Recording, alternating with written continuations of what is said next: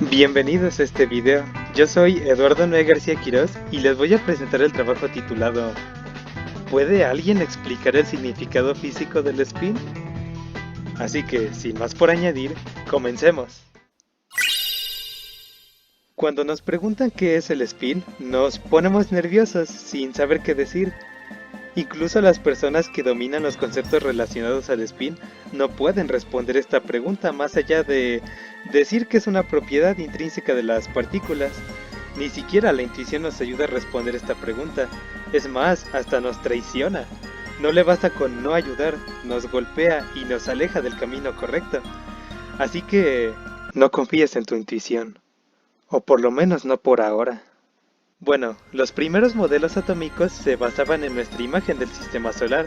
Así, se propuso que los electrones orbitan alrededor del núcleo y también giran sobre su propio eje.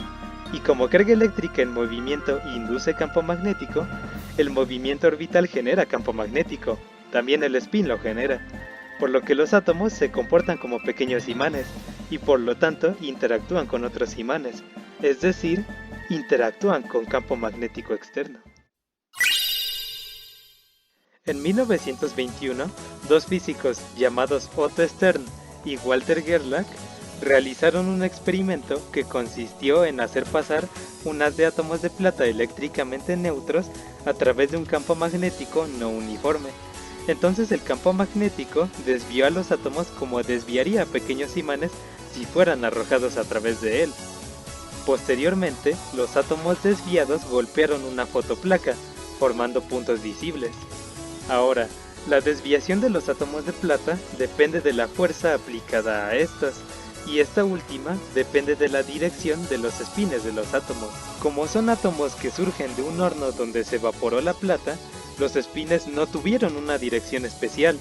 Algunos presentarían una orientación tal que la desviación fuese poca, y otros tendrían una orientación que produjese una desviación grande, por lo que Stern y Gerlach esperaban ver este patrón en la fotoplaca. Pero lo que observaron fue que los átomos solo golpearon el contorno y en medio no había nada. La única explicación para este resultado es que los electrones tenían momento angular orbital cero y sus espines solo dos orientaciones posibles en el espacio. Actualmente se sabe que toda partícula tiene spin. Algunas tienen spin semientero, como los electrones, los protones o los quarks, y son llamadas fermiones. Otras partículas tienen spin entero, como los fotones o los gluones, y esas partículas son llamadas bosones. El electrón, por ejemplo, tiene spin un medio, pero ¿un medio de qué? Esa es la cuestión que nos lleva al siguiente tema.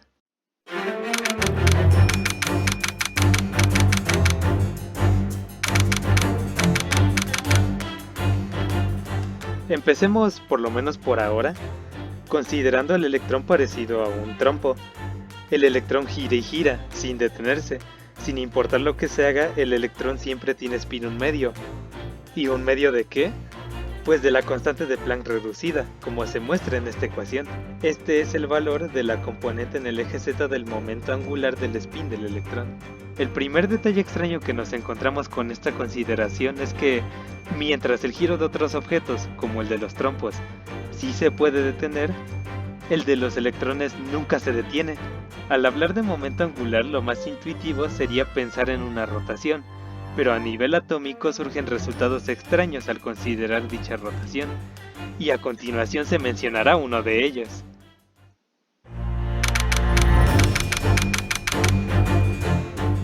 Al tener una esfera cargada eléctricamente y rotarla, se genera campo magnético, el cual es un múltiplo del momento angular de la esfera.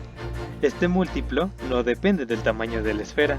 Al imaginar al electrón de esta manera, se obtiene que el campo magnético generado es igual al spin multiplicado por un factor c, pero experimentalmente se obtiene que, además, hay que considerar un factor aproximadamente igual a 2. El hecho extraño número 2 es que no se puede imaginar al electrón como una microesfera cargada.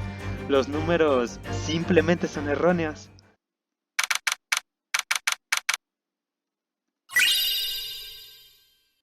Si bien el valor del spin es fijo, se puede dar en diferentes direcciones.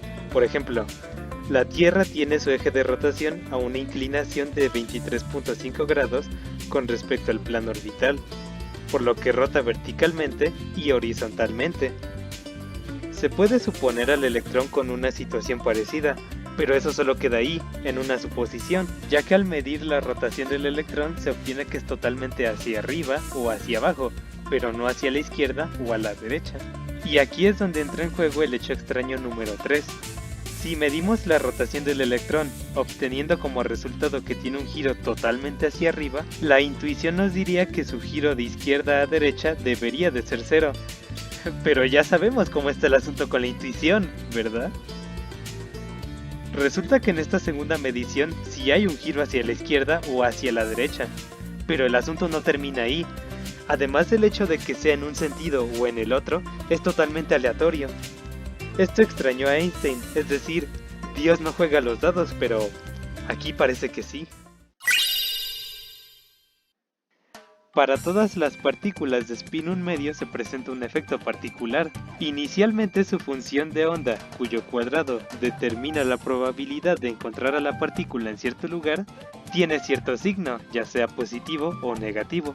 Pero al rotar a la partícula 360 grados, el signo de su función de onda cambia. Este es el hecho extraño número 4. Hay que darle 2 vueltas al electrón antes de que se vea igual que cuando empezó. Esto en principio no se oye extraño, es decir, al elevar al cuadrado, como se ve en esta gráfica, el signo de la probabilidad realmente no cambia. Pero ahora consideremos a 2 electrones en un átomo, ambos con el mismo spin y ubicados en el mismo lugar, y también supongamos que su función de onda es positiva. Si los rotamos 360 grados, la función de onda se vuelve negativa. Pero la función de onda no debería cambiar, es decir, un electrón no se puede diferenciar del otro. Entonces se tiene esto, no cambia nada, pero al mismo tiempo debe de aparecer un signo negativo. La única manera de conseguir ambas condiciones es con el 0, y esto implica una probabilidad igual a 0, es decir, 2 electrones no pueden tener el mismo estado. Y a esto se le llama el principio de exclusión de Pauli. Con los bosones no ocurre esto. Como tienen spin entero, al ser rotados 360 grados, su función de onda no cambia de signo. Si queremos conocer el comportamiento del spin para poder hacer física, solo nos quedan las matemáticas de Dirac. No hay analogías macroscópicas para comprenderlo.